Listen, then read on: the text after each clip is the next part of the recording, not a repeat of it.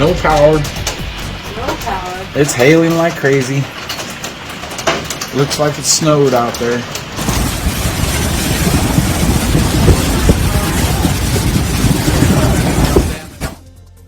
Wow, now at 5, monsoon not letting up in the high country. Take a look at Prescott and Prescott Valley, where folks saw it all: hail, high winds, and rain.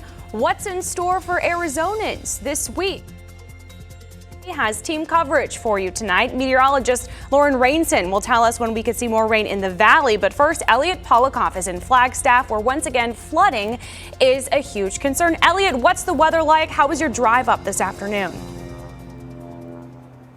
Whitney, the weather is pretty calm right now up here in Flagstaff. I'm right off of Cedar Avenue. The drive, not too much rain on the way up either, but as you can see behind me, families are taking taking any precaution necessary to prepare for potential flooding in the future. These sandbags were just put up within the last half hour. And again, the weather has been pretty calm since we got up here at 2:30, but that just means better conditions for an all hands on deck cleaning effort. There is a flash flood warning in Coconino County until 6:15 p.m. This, of course, after waves of flooding from the burn scar from the museum fire, as well as monsoon rainfall earlier this week that the county says happens once every 100 years. In addition to these sandbag efforts that have been happening all week, Coconino County also performing site assessments for homes that are particularly vulnerable or people that are particularly vulnerable, namely the elderly or disabled. Obviously, you can't perfectly predict the future when it comes to weather, but Coconino County expected this monsoon activity years ago, and they started planning for it then. And they say that's made a huge difference and made the damage a lot less than it would have been.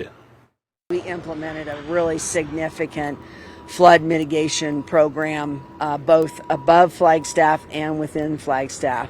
That mitigation effort has performed really well to date, but we're now out improving that mitigation and increasing that mitigation given the level of flooding that we have seen today.